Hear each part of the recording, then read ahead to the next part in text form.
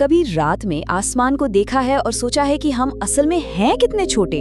तो चलिए आज एक ऐसे ही कमाल के सफर पर निकलते हैं। ये सफर शुरू होगा हमारे अपने घर से और जाएगा ब्रह्मांड के उन किनारों तक जहां तक हमारी नजर जा सकती है, ताकि हम ये समझ सकें कि हमारा ब्रह्मांड सच में कितना बड़ा है। ये है हमारा घर पृथ्वी। यहीं पर मानवता का हर जन्म, हर मौत, हर जंग, हर कला, हर खुशी, हर गम, सब कुछ बस इसी एक छोटे से नीले गोले पर हुआ है। ये वो सब कुछ है जो हमने या किसी ने भी कभी जाना है। पर सवाल ये है, क्या यही सब कुछ है? हमारा ब्रह्मांड असल में कितना बड़ा है? इसे समझने के लिए हमें जूम आउट करना होगा, बहुत पीछे जाना होगा और देखना होगा कि हमारी ये दुनिया इस कॉस्मिक समंदर में बस एक छोटी सी बूंद जैसी है। तो ठीक है, इस सफर का पहला कदम बढ़ाते हैं। सबसे पहले नजर डालते हैं हमारे सबसे करीबी पड़ोसी पर, जो सदियों से रात के आसमान की शान रहा है, हमारा चांद।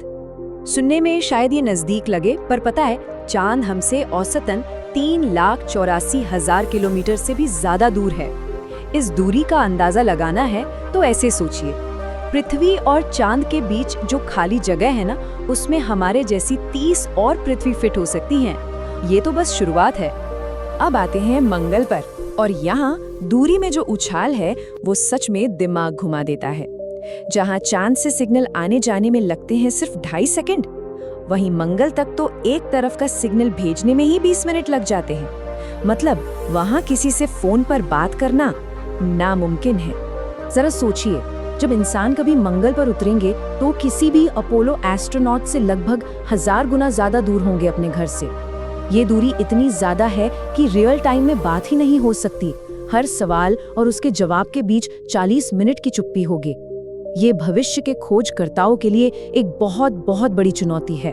पर इंसान सिर्फ अपने पड़ोस तक ही नहीं रुका, उसने कुछ ऐसा भेजा है जो बहुत बहुत आगे निकल चुका है। अब बात करते हैं इंसानों की बनाई उस चीज की जो हमसे सबसे ज्यादा दूर गहरे अंतरिक्ष में सफर कर रही है। ये है वॉयेजर 1। 1977 में इसे लॉन्च किया गया था और सोचिए 40 साल से भी ज्यादा से ये लगातार सफर कर रहा है। अब तो ये हमारे सौर मंडल के असर से भी बाहर निकलकर तारों के बीच के खाली जगह में पहुंच चुका है। अब देखिए, जब दूरियां इतनी ज्यादा हो जाएं तो किलोमीटर छोटे पड़ जाते हैं। इसीलिए एस्ट्रोनॉमर्स एक नए यूनिट का इस्तेमाल करते हैं, एस्ट्रोनॉमिकल यूनिट या AU। सीधी सी बात है, एक AU मतलब पृथ्वी से सूरज की दूरी, जो करीब 15 करोड़ किलोमीटर है। और वॉयेजर 1 वो अभी हमसे 138 AUs दूर है। मतलब पृथ्वी से सूरज की जितनी दूरी है उससे 138 गुना ज्यादा दूर। यहाँ तक कि लाइट की स्पीड से चलने वाले एक रेडियो सिग्नल को भी वॉयेजर 1 तक पहुँचने और वापस आने में 40 घंटे से ज्यादा का वक्त लग जाता है।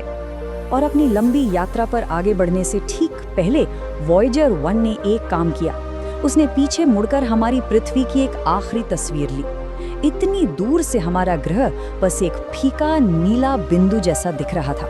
जैसा कि महान वैज्ञानिक कार्ल सेगन ने कहा था, देखो उसे, वो हमारा घर है, वो हम हैं। सूरज की एक किरण में तैरता हुआ धूल का एक छोटा सा कण। इस एक कण पर वो सब कुछ है जिसे हम जानते हैं, प्यार करते हैं, सब कुछ।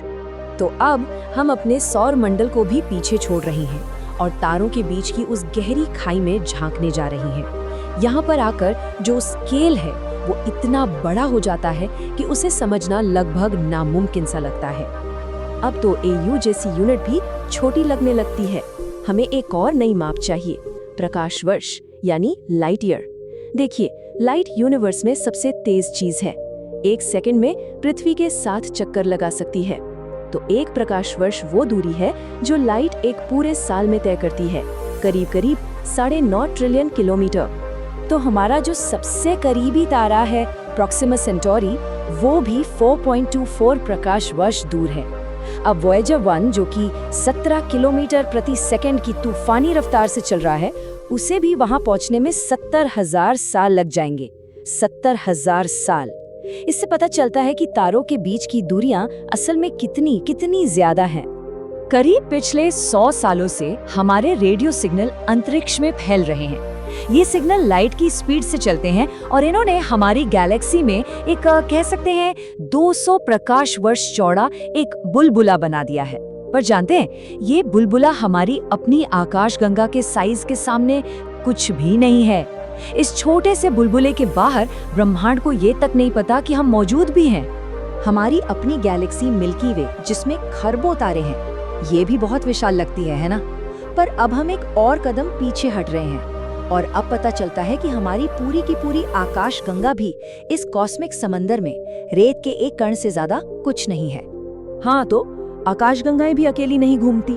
हमारी मिल्की वे करीब 54 गैलेक्सीज के एक ग्रुप का हिस्सा है, जिसे लोकल ग्रुप कहते हैं। फिर ये ग्रुप खुद एक और बड़े ग्रुप वर्गो सुपर क्लस्टर का हिस्सा है, और ये सब कुछ एक विशाल काय स्ट्रक्चर में बुना हुआ है, जिसे लैनियाकिया सुपर क्लस्टर कहते हैं। इसमें 1 लाख से भी ज्यादा गैलेक्सीज हैं।